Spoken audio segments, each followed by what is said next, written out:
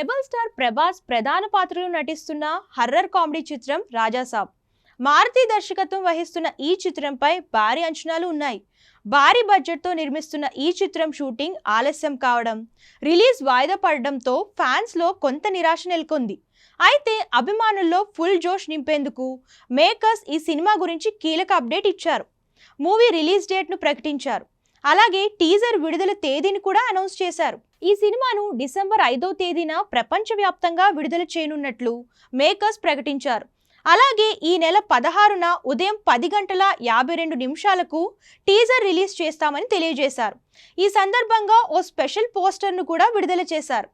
ఇక ఈ సినిమాలో ప్రభాస్ సరసన మాలవికా మోహనన్, నిధి అగర్వాల్ హీరోయిన్లుగా నటిస్తుండగా యువ కథానాయిక రిద్ధి కుమార్ ప్రత్యేక పాత్రలో నటిస్తున్నారు.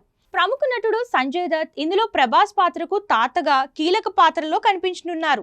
వారి మధ్య సన్నివేశాలు సినిమాకు ప్రధాన ఆకర్షణగా నిలుస్తాయని చిత్ర బృందం చెబుతుంది.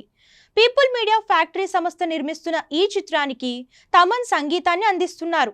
ఇప్పటికే ప్రభాస్ చేతిలో హనురావుపూడి ఫౌజీ, సందీప్ రెడ్డి వంగ స్పిరిట్, సలార్ 2, కల్కి 2 లాంటి భారీ ప్రాజెక్టులు ఉన్నాయి.